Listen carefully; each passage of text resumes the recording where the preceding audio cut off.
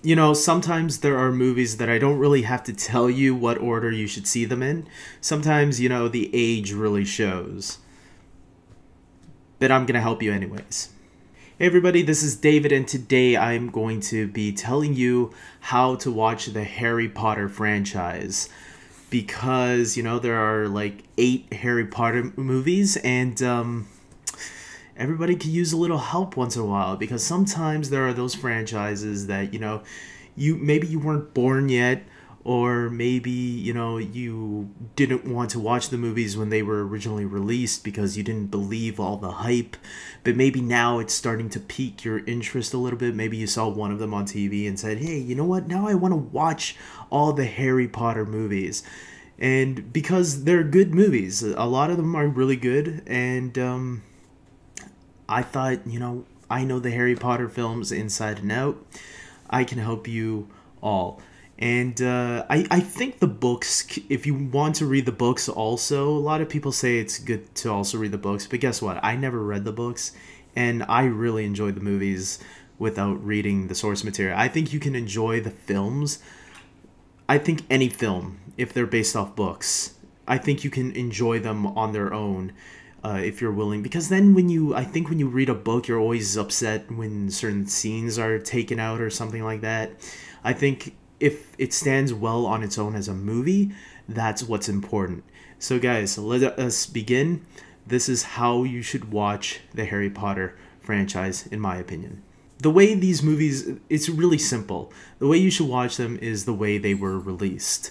So, starting in 2001, we got Harry Potter and the Philosopher's Stone.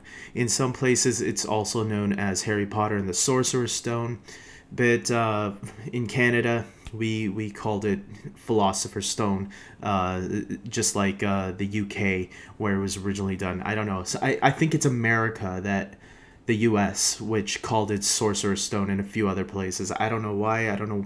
Anyways, that's the one you want to start off with first, because this is the one that really introduces you into this world of Harry Potter and really gets you to know a lot of the words and how the world works.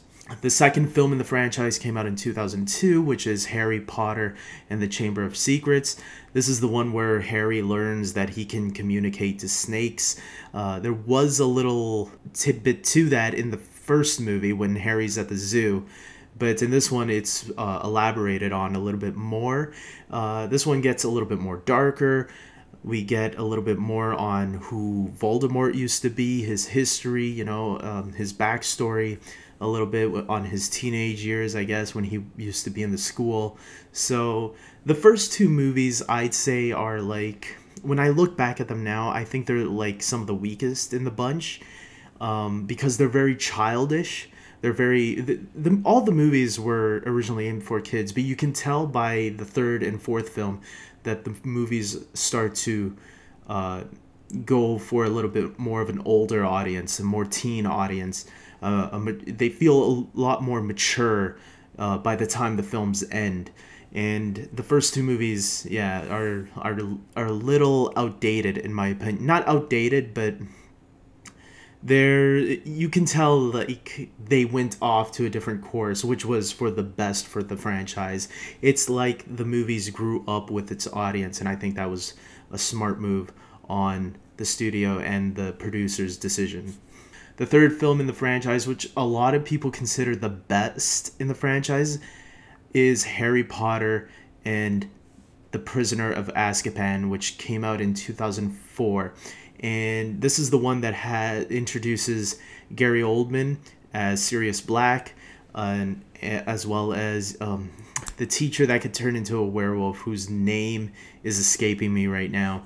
But yeah, they're both introduced in this film. And before, when this movie first came out, I actually liked the first 2 films quite a bit, and the third one not so much, because it was a totally different departure. But now that I go back and watch this movie, I can see why a lot of people really enjoyed it. And the director, Alfonso Cuarón, I think it is, he, the director of Gravity from, I believe, 2013, got nominated for all those Academy Awards. He's a director that's going places right now. And it's funny that, he directed the one that most fans consider one of the best Harry Potter films.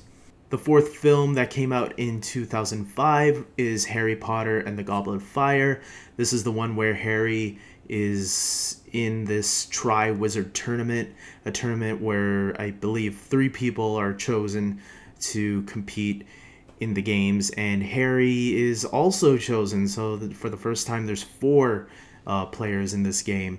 It's also really memorable for the idea that Voldemort is resurrected in full form. This is where Ralph Fiennes plays Voldemort, and he does a terrific job. He's really creepy. It's a really creepy graveyard scene at the end, which I enjoy this movie a lot. It's definitely one of my top 3 Harry Potter films, and probably one of the darkest as well. I think they all get darker as it goes on, but I really like this one. This one is definitely one of my favorites. So in 2005, we got Harry Potter and the Order of the Phoenix. This one is probably my favorite Harry Potter movie out of all of them. I just enjoy it. I think it's a lot of fun with great drama, and this one's memorable for me because of that bitch. That bitch ass, from the ministry. She takes over the school, and man, there's a really cool moment with Dumbledore where he confronts her in the schoolyard. There's a lot of great moments in this movie, and Gary Oldman is back in this one in full form. And I'm not going to spoil a lot, but there's a lot of great moments. I'll just leave it at that before I spoil something. In 2007, we got Harry Potter and the Half-Blood Prince. This was a movie that when I look back at it's probably the most boring of the Harry Potter franchise. I enjoy it. I think there's still moments to enjoy. I just think out of all the Harry Potter movies, this is the one that really takes its time moving along. It's also the one that I was kind of disappointed by because I felt that the movies had been building up to this, this huge confrontation between Draco and Harry. And I felt kind of let down by it because Draco, to me, I thought he was going to be this ultimate, badass, or not badass because they always showed that he was kind of wimpy. But, I was expecting a better fight, a duel with Harry than the one that was presented here. It was still a great movie, though. I still really enjoy it, but especially how it all ended. And there's a really great ending there that really sets up the final 2 films, which are in 2010 and 2011 we got Harry Potter and the Deathly Hallows Part 1 and 2. This is the one where they split the final book into 2 films, and this is what started that trend in Hollywood where every other movie based on a teen book. Well, then again, The Hobbit did it also, but they did it into 3 movies. But yeah, it's a trend that for some books it works, for some it doesn't. And this was one that it worked. And I'll admit, Deathly Hallows Part 1, when I first saw it, again, just like Half-Blood Prince, I thought it was a little boring. But when I watched it again after the franchise was complete, I think I have a little bit more understanding at Deathly Hallows Part 1. I enjoyed it a little bit more now, but it's still not one of my favorites. Deathly Hallows Part 2, though, I made a mistake earlier in this video. I said Order of the Phoenix was my favorite. No, this one is my favorite Harry Potter movie of all time. It's an all-out war movie. You see all this action, this great closure to a franchise that really needed some closure. And yeah, you're satisfied with everything that goes on in this movie. Everybody shines. All those characters that we've come to see are in these final 2 films. But in the final film, so many satisfying moments. Even Neville gets his time to shine. It's such a great movie, and you see the development of all these characters and how these kids have grown throughout all these films. It's like you were in school with them, and I think that's the thing that's enjoyable about the Harry Potter franchise is how the movie feels like you see all these kids in school, and it's like those kind of people from school. You know, you've hung out with those. It kind of reminded me of my time in elementary school and high school. So maybe that's why I connected with the Harry Potter franchise pretty well, because I connected it through that level, and I think a lot of other people can too. They can relate. They know the bullies. They know the funny guy like Ron, or they know, you know, the guy or the pretty girl like Hermione, you know. And you know, it's funny because when the Harry Potter franchise also came out, it was by the third film where I figured Emma Watson was going to be a tremendous actress and she was going to go places. And I'm glad to see I was right. She's doing really well for herself. All of them are. They're all doing really well for themselves. And yeah, so that's it, guys. Those are the Harry Potter movies. I think I screwed up on some years on when the movies were released, but that's fine.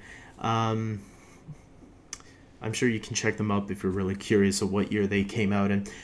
So let's go through that list one more time. Harry Potter and the Philosopher's Stone, then Harry Potter and the Chamber of Secrets, Harry Potter and the Prisoner of Azkaban, Harry Potter and the Goblet of Fire, Harry Potter and the Order of the Phoenix, Harry Potter and the Half-Blood Prince, and then finishing it off with Harry Potter and the Deathly Hallows Part 1 and Part 2. So that's it, guys. That is how you should watch Harry Potter. There's no other way you can really watch the films. I mean, you can watch them all mixed up if you want, but like there is a great narrative if you do watch them in that order, and they should be viewed that way. And I'm sure the books can be seen the same way. Now, there is a movie called Fantastic Beasts and Where to Find Them coming out. That's another book that I guess J.K. Rowling was writing or is writing. And I'm not sure if it's been released yet, but Warner Brothers has confirmed that they are making a movie based off it. And the movie will be connected to the Harry Potter universe, but it won't be directly connected to the character of Harry Potter. So you'll hear things like muggles and probably some spells that you've heard in the Harry Potter movies. But apparently the movie is supposed to take a couple years before Harry was even born. So that's something interesting to keep an eye for. So until next time, guys, I hope you watch Harry Potter, all of them, because they're great movies, and take care.